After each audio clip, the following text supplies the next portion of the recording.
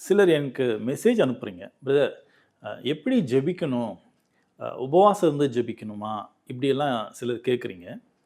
அத பத்தி இன்னைக்கு நாம ஒரு சின்னதா தியானிக்கலாம். ஜெபம் அப்படிங்கிறது ரொம்ப சிம்பிளானது.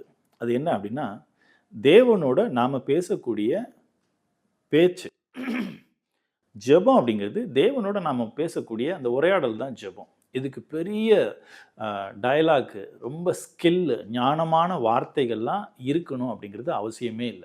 நீங்க போய் ஒரு கடையில எனக்கு ஒரு பிஸ்கட் பாக்கெட் வேணும் அப்படின்னு சொல்லிட்டு காச குடுத்துட்டு வாங்கிட்டு வர்ற மாதிரி, தேவன்கிட்ட நீங்க ரொம்ப சிம்பிளா பேசலாம். தேவன் எல்லாருடைய ஜெபத்தையும் கேட்க தயாரா இருக்கிறார். தேவனுக்கு யாருடைய ஜெபம் பிடிக்காது, அருவருப்பு அப்படின்னா, வேதத்தை கேளாதபடிக்கு தன்னுடைய காதுகளை திருப்பிக் கொள்ளக்கூடிய நபர்களுடைய ஜெபம் தான் தேவனுக்கு அருவருப்பு. அவங்களுடைய ஜெபத்தை தேவன் கேட்க மாட்டார் அப்படின்னு சொல்லி பைபிள் நமக்கு சொல்லுது. இப்போ ஜெபிக்கும்போது ரொம்ப நேரம் ஜெபிக்கணுமா? 2 மணி நேரம், 3 மணி நேரம்லாம் ஜெபிக்கணுமா அப்படின்னு கேட்டிங்கன்னா, அப்படிலாம் அவசியம் இல்ல. சிலர் வந்து ஒரு நாளைக்கு 24 மணி நேரம் இருக்கு. அதனால அதுலயும் நம்ம தசம பாகம் குடுக்கணும். 2 மணி நேரம் 40 நிமிஷம் நம்ம வந்து தசம பாகமாக குடுக்கணும் அப்படின்னா, நேரம் என்ன உங்க பாக்கெட்லயா இருக்கு நீங்க எடுத்து குடுக்குறதுக்கு? அத நீங்க ஜெபத்துல குடுத்துட்டா தேவன் அத தசம பாகம்னு சொல்லியிருக்காரு. அத எடுத்துக்குவாரா? இது தசம பாகம் அப்படின்னு சொல்லி. இப்படி ஏதாவது பைபிள்ல போட்டிருக்கான்னா, இதெல்லாம் மனுஷனுடைய கற்பனைகள். நம்மளா ஓவர் திங்கிங் பண்ணிக்கிட்டு மிஞ்சின நீதிமான் மாதிரி நடந்துக்கிறது. பைபிள் நம்மளுக்கு இப்படிலாம் சொல்லவே இல்ல. ஜெபத்த பத்தி இயேசு கிறிஸ்து சொல்லும்போது, மத்தேயு 6ஆம் அதிகாரத்துல ரொம்ப அழகா ஒரு ஜெபத்த சொல்லியிருப்பார்.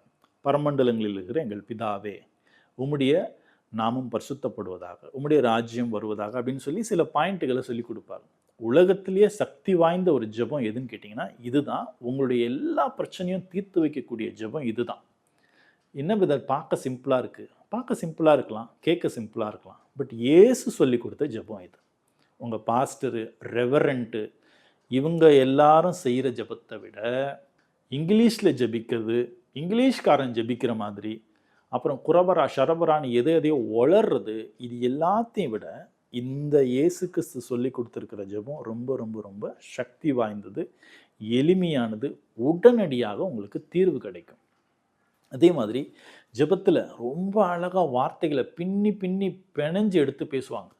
வானாதி வானங்களில் வீற்றிருக்கும் எங்கள் பிதாவே, அற்புதங்களையும் அதிசயங்களையும் அள்ளி கொடுக்கிறவரே, அன்பு எனும் நாற்காலியில் அமர்ந்திருக்கிறவரே, உம்முடைய பாக்கெட்டிலிருந்து ஆசீர்வாதங்களை எடுத்துக் கொள்ளுகிறோம் அப்படின்லாம் அந்த பால் தினகரன் அப்படின்லாம் சொல்லுவார். அது எப்படி போய் எடுத்துக்குவீங்க?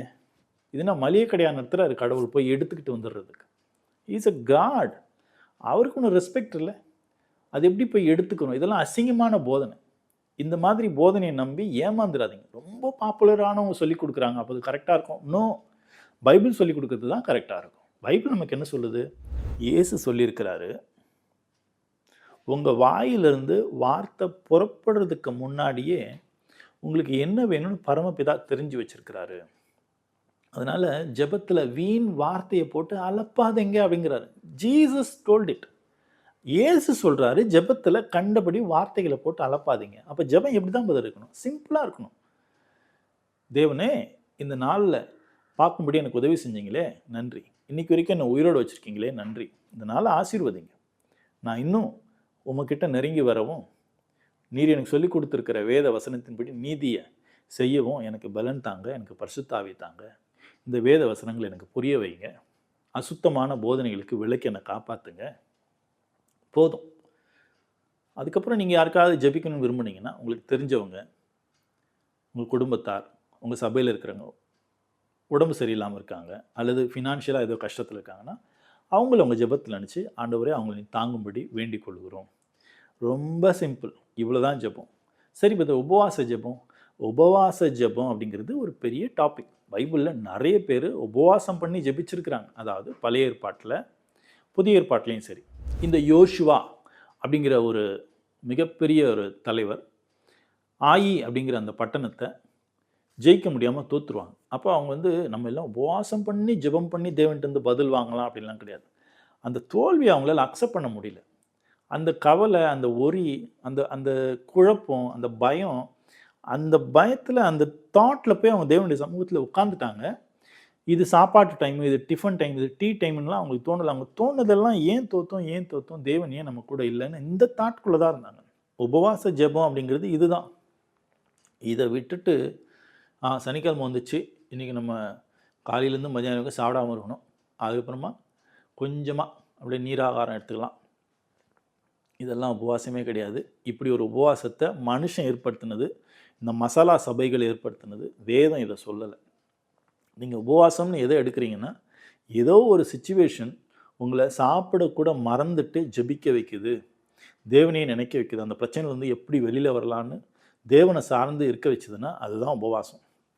நீங்க தனியா உட்காந்து ஜெபிச்சுக்கிட்டு, உபவாசம் இருந்து ஜெபிச்சுக்கிட்டு, ஏதாவது ஒரு விஷயத்த உங்க லஸ்ட்டு, உங்க இச்சைய நிறைவேத்திக்கிறதுக்கு, உங்க ஆசைய நிறைவேத்திக்கிறதுக்கு, நீங்க சாப்பிடாம இருந்து தேவன்ட்ட போய் ஸ்தோத்திரம், ஸ்தோத்திரம்னு 1000 ஸ்தோத்திரம், 10,000 ஸ்தோத்திரம், காலையிலேருந்து நைட் வரைக்கும் ஸ்தோத்திரம் சொல்லிக்கிட்டே இருந்தா அந்த பிரச்சனை போயிடும்னு நினச்சிங்கன்னா, அது உங்கள நீங்களே ஏமாத்திக்கிறது. பைபிளுக்கு அதுக்கும் எந்த ஒரு சம்மந்தமும் கிடையாது. அப்போ ஜெபம்ன்றது ரொம்ப எளிமையானது. உங்களுக்கு என்ன தெரியுதோ அதை சிம்பிளா ஜெபிங்க. அழகான வார்த்தைகள் தேவையில்ல. பெரிய ஆட்கள் உங்க தலையில கை வச்சு ஜெபிச்சா பிரச்சனை போயிடுமான்னா, அப்படிலாம் போகாது. அப்படிலாம் ப்ரூஃப் பைபிள்ல எங்கேயுமே இல்ல. இருக்கு பிரதர். அப்போஸ்தலர்ல பவுல்லாம் போய் ஜெபம் பண்ணியிருக்கிறாங்க. ஆமா. அது எப்படின்னா, ஒரு புது ஊர்ல போய் பவுல் ஒரு சபைய உண்டாக்குறாரு, பேதுரு உண்டாக்குறாரு அப்படின்னா, அங்க இருக்கிறவங்களுக்கு கிறிஸ்துவ பத்தியோ, வேதத்த பத்தியோ எதுவுமே தெரியாது. அவங்களுக்கு ஒரு நம்பிக்கை என்னன்னா, தலையில கை வச்சு ஜெபிச்சா அவங்களுக்கு ஒரு திருப்தியா இருக்கும். அதுக்காக ஒரு ஆரம்பத்துல அப்படி ஜெபிச்சிருப்பாங்க. ஆனா நாளாக நாளாக வேதத்துல பழகும்போது, இந்த மாதிரி யாரோ ஒரு ஊழியர் வந்து ஜெபிச்சா நம்ம நல்லாயிடுவோம் அப்படின்லாம் நம்புறது பெரிய முட்டாள்தனம். எப்போ நீங்க இயேசு கிறிஸ்துவ ஏற்றுக்கொண்டீங்களோ, ஞானஸ்நானம் மூலமா அவரோட இணைஞ்சிட்டீங்களோ, அதுக்கப்புறம் எப்பவுமே உங்களுடைய ஜெபம் கேட்கறதுக்கு அவர் தயாரா இருக்கிறார். நீங்க கண்ட கண்ட நம்பிக்கைகள்ல நம்பாம, எளிமையாக உங்கள தேவன் முன்னாடி பிரசன்ட் பண்ணீங்கன்னா, அவர் உங்க ஜெபத்த கேட்க தயாரா இருக்கிறார்.